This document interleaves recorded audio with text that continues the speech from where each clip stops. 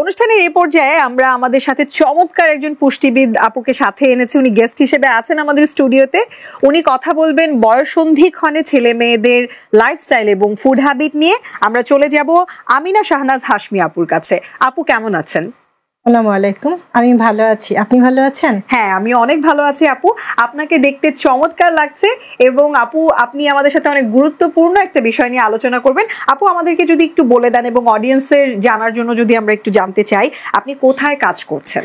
আমি আমিনা হাশমি, আমি মিরপুরে আছি, মিরপুর নিউ পিসি ল্যাবে 1 নম্বর মিরপুরে কাজ করছি নিউট্রিশনিস্ট অ্যান্ড ডায়েট কনসালটেন্ট হিসাবে। আমিনা আপু, আমরা এবারে আপনার কাছে জানতে চাই বয়ঃসন্ধিক্ষণে একটা ছেলে কিংবা একটা মেয়ে তাদের জীবনযাত্রায় কি কি বিষয়গুলো খেয়াল রাখবে? আসলে বিশ্ব স্বাস্থ্য সংস্থার মতে 10 থেকে 19 বছর পর্যন্ত একটা বাচ্চাকে আমরা কিশোর অ্যাডাল্টনেস অথবা বয়ঃসন্ধিক্ষণ বলে থাকি। বয়ঃসন্ধিক্ষণে বিশেষ করে বাচ্চাদের একটা পরিবর্তন এবং মানসিক শারীরিক পরিবর্তন তৈরি হয়।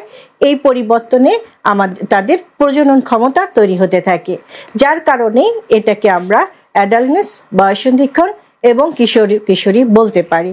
এটা মূলত বাচ্চাদের মেয়েদের তৈরি হয় 10 থেকে 13 বছরে এবং ছেলেদের 11 থেকে 15 বছরের মধ্যে। এবারে যদি আমরা একটু জানতে চাই, এই যে তাদের শারীরিক এবং মানসিক একটা পরিবর্তন আসে এই সময়টাতে, এক্ষেত্রে বাবা মারা তাদের জীবনে কি ইতিবাচক ভূমিকা পালন করতে পারে যেন তারা এই বিষয়গুলো সম্পর্কে, এই পরিবর্তনগুলো সম্পর্কে জানে?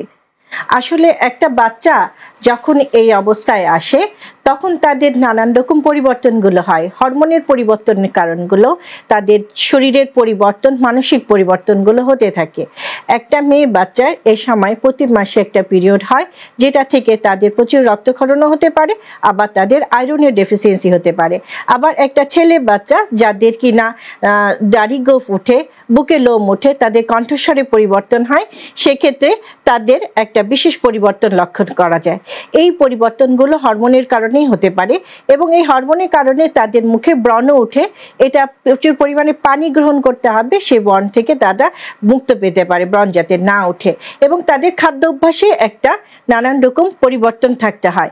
যেহেতু তাদের একটা পরিবর্তনের সময় তাদেরকে প্রচুর পরিমাণের আয়রন জাতীয় খাবারগুলো আমাদের দিতে হবে। আয়রন জাতীয় খাবারগুলো মূলত শাকসবজির মধ্যে লাল শাক, পালং শাক, কচুর শাক, কচু, কাঁচা কলা, এগুলো হলো সবজির মধ্যে। আরও আছে টমেটো, ব্রোকলি। এরপরে আপনারা ফল দিতে পারেন, যেমন ডালিম, নাশপাতি, পেয়ারা, আমাদের দেশি ফল খুবই ভালো, ভিটামিন সিও পাবো। এরপরে আপনারা দিতে পারবেন প্রোটিনযুক্ত খাবারগুলো, কারণ রোগ প্রতিরোধক ক্ষমতা তৈরি করতে আমাদের প্রোটিন জাতীয় খাবারগুলো ওদেরকে অবশ্যই দিতে হবে। সেটা হতে পারে কলিজা, মাংস, মুরগির মাংস দিতে পারেন সামুদ্রিক মাছ।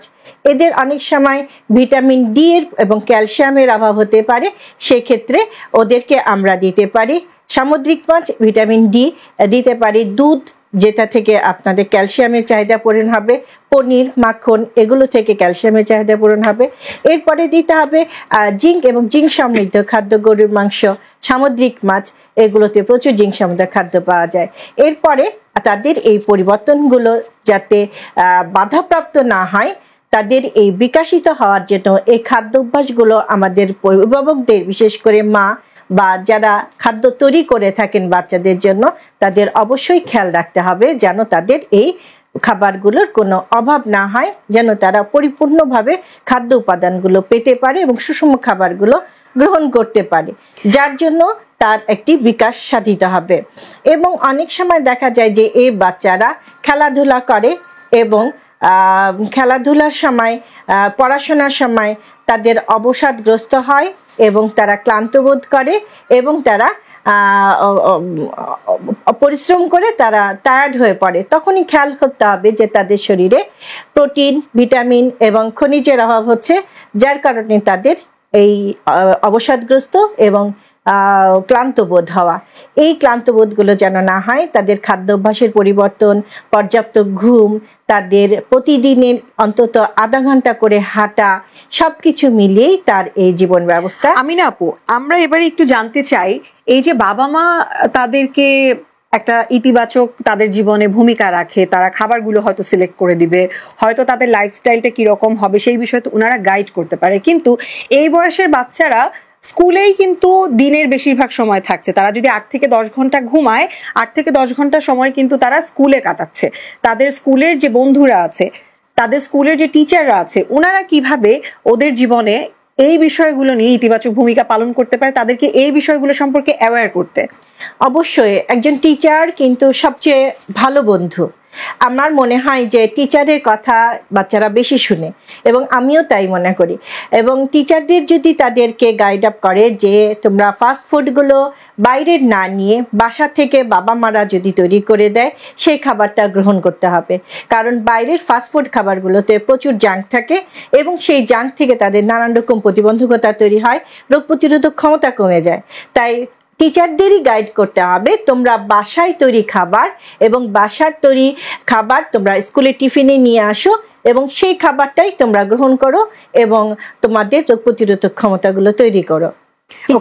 এবার একটু আমিনা আপুর কাছে জানতে চাই, আপু আমরা দেখি যে এই বয়সে 2025 যে সালটা যাচ্ছে, বিংশ শতাব্দী আসার পর তো আমাদের তথ্য প্রযুক্তির এমন ভাবে বিস্ফোরণ হয়েছে যে এখন 2025 সালের যে ছেলেমেয়েরা আছে, অ্যাডোলেন্স দিয়ে যাচ্ছে, তাদের সাথে কিন্তু মেন্টাল একটা ব্যালেন্স বা মেন্টাল একটা পেস রাখা, একটা স্পিডের সাথে ম্যাচ আপ করাটা বাবা মা, শিক্ষক এবং সমাজের অন্য যারা বড় রয়েছেন তাদের কিন্তু একটা বেগ পেতে হচ্ছে। তো এই বয়সের বাচ্চারা যখন দেখা যায় যে তাদের হরমোনাল ব্যালেন্স বা ইমব্যালেন্স আমরা যেটাই বলি, সেটার কারণে অনেক সময় এগ্রেসিভ হয়ে যায়, আবার অনেক সময় অনেক বেশি চুপ হয়ে যায়, সাইলেন্ট হয়ে যায়। তো ওই সময়টাতে তাদেরকে কিভাবে আমরা বড়রা সহযোগিতা করতে পারি এই মানসিক একটা চ্যালেঞ্জ মিট আপ করার জন্য? অবশ্যই তাদের সাথে একটা ফ্রেন্ডলি রিলেশন আমাদের তৈরি করতে হবে।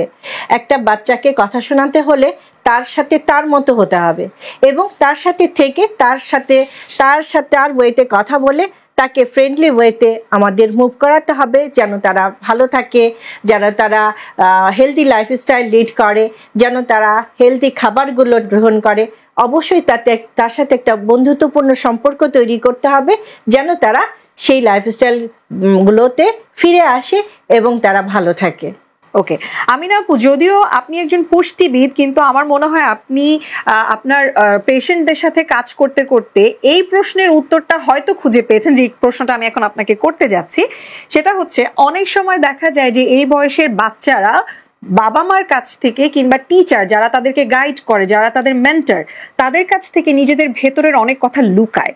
তারা আসলে এটা ভয় থেকে লুকায় অনেক সময়, আবার অনেক সময় হয়তো তারা এম্বারেস ফিল করে যে আমি বললে আমাকে আসলে কি বলা হবে। তো এই জিনিসটা তারা যেন বাবা মা এবং টিচারদের সাথে অনেক সময় খোলাখুলি আলোচনা করতে পারে, সেটা কিভাবে করতে পারে বলে আপনার মনে হয়? আমি সেটাই বললাম যে বাবা মা এবং টিচারদের সাথে খোলাখুলি যখন আলোচনা করবে, তখনই যখন জায়গাটা ফ্রেন্ডলি হবে, এবং ফ্রেন্ডলি পরিবেশ না থাকলে এটা হওয়া সম্ভব হবে না। এবং তাদেরকে আমরা কিছু গাইড দিব, তারা কিভাবে চলছে, কিভাবে খাওয়া দাওয়া করছে, কিভাবে পড়াশোনা করছে। এই বয়সটাতে অনেকেই মেজাজ খারাপ হয়ে যায়, রুক্ষ হয়ে যায়, অনেকে কথা লুকায়, সহজে কথা বলতে চায় না। তো তাদের সাথে যখন আমি ফ্রেন্ড হব, তাদের মতো করে থাকার চেষ্টা করব, অবশ্যই সে আমার সাথে তার সমস্ত কথাগুলো শেয়ার করবে। সেই জন্যই তাদের সাথে আমরা ফ্রেন্ডলি ওয়েতে, ফ্রেন্ডলি সমস্ত কিছু করতে আমরা কথা বলবো এবং চলবো। চমৎকার চমৎকার।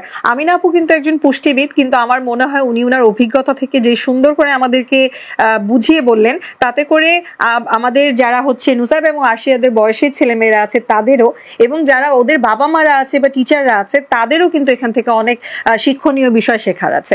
অনেক ধন্যবাদ অডিয়েন্স আমাদের সাথে এই পর্যন্ত থাকার জন্য। আমরা চলে যাব নুসাইবা এবং আরশিয়ার কাছে। আমাদেরকে আমিনা আপু এতক্ষণ পর্যন্ত যেই সুন্দর সুন্দর কথাগুলো বললেন, যেগুলো আসলে আমাদের জীবনের জন্য অনেক গুরুত্বপূর্ণ, সেই আলোচনা থেকে ওদের জন্য থাকবে কুইজ। এবারে কুইজের প্রশ্নের উত্তর যদি সঠিক দিতে পারে নুসাইবা এবং আরশিয়া, পেয়ে যাবে 10 নম্বর করে। আর যদি ভুল উত্তর হয় কিংবা যদি উত্তর দিতে না চায়, সেক্ষেত্রে কিন্তু কোনো নম্বর যুক্ত হবে না এবং মাইনাস মার্কিংও হবে না। নুসাইবা এবং আরশিয়া, তোমরা যেহেতু আমিনা আপু একজন নিউট্রিশনিস্ট, তোমাদের অ্যাজ অ্যান অ্যাথলিট বা অ্যাজ আ স্টুডেন্ট বা একজন মেয়ে হিসেবে তোমাদের যদি ওনার কাছে কোনো প্রশ্ন থাকে, তোমরা কিন্তু করতে পারো। So তুমি Nusaiba, I am giving you the floor.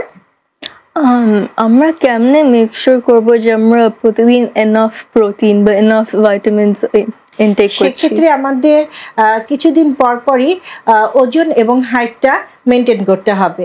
আমি ওজন নিতে পারবো, হাইট মেনটেন করব। আবার যে জিনিসটা হবে যে ক্লান্ত বোধ লাগবে, কাজ করতে ইচ্ছে করবে না, সব কাজে অনীহা আসবে, পড়াশোনা করতে ইচ্ছে করবে না, ঘুম আসবে, এই ধরনের সিমটমগুলো দেখলে বুঝতে পারবো প্রোটিন অভাব হচ্ছে, ক্যালসিয়ামের অভাব হচ্ছে, ভিটামিন ডি এর অভাব হচ্ছে।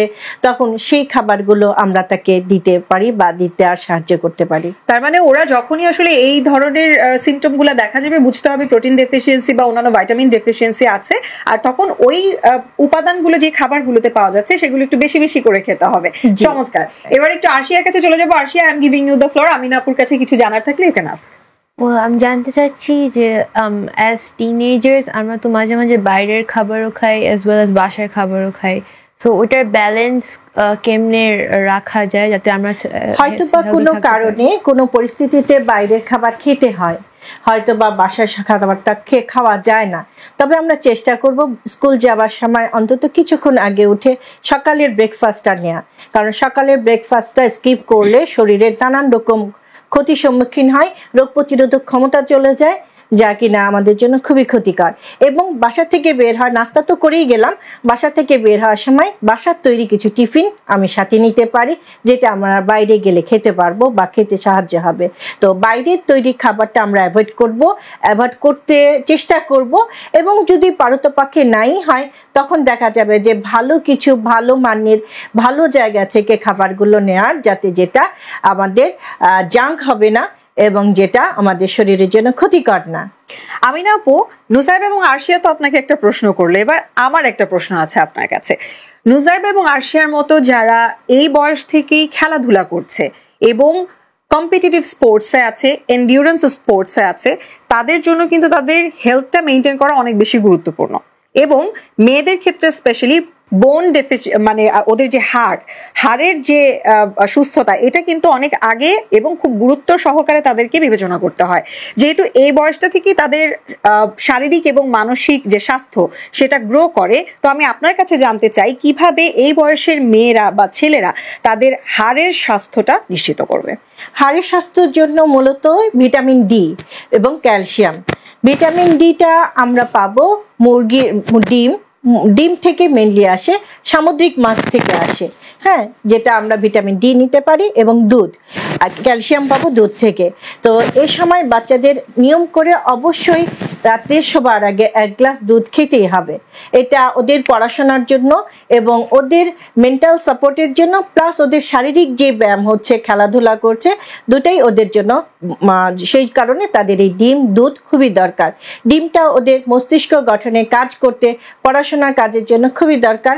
একটা ডিম, এক গ্লাস দুধ একটা বাচ্চার জন্য খুবই প্রয়োজনীয়। হাড়ের গঠন, পেশি মজবুত, সবকিছু মিলিয়ে ডিম, দুধের তৈরি খাবার, পনির, মাখন, এগুলো নেওয়া যায়। ডিমের তৈরি খাবার পুডিং হতে পারে, ডিমের জর্দা সেটা হতে পারে। আমরা অল্টারনেট ওয়েতে দুধ ডিম যে দুইটাই নিতে পারি। স্ক্রিনের ওপারে যারা আছো তারা যদি বয়সন্ধিকালে থেকে থাকো তাহলে কিন্তু তোমাদের জন্য একটা মেসেজ হচ্ছে, নাক শীতকালে চলবে না, ডিম এবং দুধ কিন্তু খেতেই হবে। আমি অনেককেই দেখেছি তারা কিন্তু খেতে চায় না, কিন্তু এবারে তো বুঝতেই পারছো যে হাড়ের স্বাস্থ্য যদি তোমার ভালো রাখতে হয় তাহলে এই খাবারগুলো কিন্তু খেতে হবে। আমি জানি যেগুলো স্বাস্থ্যকর খাবার সেগুলো খেতে খুব একটা ইচ্ছা করবে না, কিন্তু কিছু করার নেই। এবারে চলে যাব আমি নুসাইবা এবং আরশিয়ার কাছে। আমিনা আপু ডিসকাশন থেকে তাদের জন্য থাকবে কুইজের কোয়েশ্চেন। এই প্রশ্নের উত্তর যদি ওরা দিতে পারে পাবে 10 নম্বর করে, আর যদি ভুল উত্তর দেয় কিংবা উত্তর দিতে না চায় তাহলে কোনো নম্বর কাটা যাবে না কিংবা কোনো নম্বর যুক্তও হবে না। চলে যাব প্রথমে নুসাইবার কাছে। তোমার কাছে আমাদের এবারের প্রশ্ন, কি কি খাবার প্রচুর পরিমাণে খেতে হয় এই বয়সন্ধিকালে? প্রোটিন এবং ভিটামিন যুক্ত খাবার খেতে হয়, যেমন হলো গিয়ে শাক, ফল, যেমন পেয়ারা, কমলা, কলা, যেটাতে আয়রন থাকে, এন্ড সাথে হচ্ছে মিট, রেড মিট এবং মুরগির মাংস অনেক খেতে হয়, যাতে তোমরা প্রোটিন ইনটেকটা বেশি করে হয়। চমৎকার, নুসাইবা তো পুরো আমাদেরকে ডিটেল বলে দিল। আমি আপনার কাছে জানতে চাই নুসাইবার উত্তরটা সঠিক হয়েছে কিনা। একেবারে সঠিক ছিল, এক্সিলেন্ট, চমৎকার। আমরা একটু নুসাইবার জন্য ক্ল্যাপ করি, 200%, রাইট? এবারে চলে যাবো আরশিয়ার কাছে। আরশিয়া, কোন কোন খাবারে জিঙ্কের পরিমাণ বেশি থাকে? জিঙ্ক ওটা হতে পারে রেড বিনসে বা যে কোনো বিনসে, এরকম, আর শাক সবজি এগুলাতেই বেশিবার থাকে। আমিনা আপু, আরশিয়া কি সঠিক উত্তর দিল? সঠিক, ও ভেজিটেবলস বলেছে। জিঙ্ক ভেজিটেবলসে কিছু কিছু পাওয়া যায়, এটা মিনারেলস এর মধ্যে চলে যায়। তবে জাজ হচ্ছে আমিনা আপু। এখন যে আমিনা আপু বলেন, আমরা এটা সঠিক বলে ধরে নিব নাকি না? সঠিক। সঠিক, okay, clap for Arshia as well. So এবারে যে কুইজের প্রশ্ন ছিল সেই প্রশ্নের উত্তর সঠিক দিয়ে নুজাইবা এবং আরশিয়া 10 নম্বর করে একই সাথে কাঁধে কাঁধ মিলিয়ে কিন্তু আছে। পরবর্তীতে আমরা দেখব যে ধাঁধা সেগমেন্টে কে এগিয়ে যায় কিংবা কে পিছিয়ে থাকে, বা দুজনই উইনার হয় কিনা। চলে যাচ্ছি ব্রেকে। তোমরা আছো চ্যানেল এস এর রেগুলার আয়োজন গার্লস পাওয়ারে, powered by perfect electronics in association with বেয়ারবেস। ফিরছি কিছুক্ষণের মধ্যে। যাওয়ার আগে আমিনা আপুকে বলতে চাই, আমাদের অডিয়েন্সদের জন্য আপনার কিছু বলার থাকলে বলুন। অডিয়েন্সের জন্য আমার একটাই বলা, যে বয়সন্ধিক্ষণে বাচ্চারা খুবই নাজুক থাকে, এরা কথা লুকায়, এরা কখনো চুপ হয়ে যায়, কখনো বা নিজেকে গুটিয়ে ফেলে। তো বাচ্চাদের সাথে আমরা অবশ্যই একটা বন্ধুত্বপূর্ণ সম্পর্ক রাখবো, যেন বাচ্চারা আমাদের সাথে বন্ধুত্ব থাকে এবং যে কোনো কথা আমাদের সাথে শেয়ার করে। আমরা যেন তাদের সাথে একই সাথে পথ চলতে পারি এবং তাদেরকে এগিয়ে নিয়ে যেতে পারি।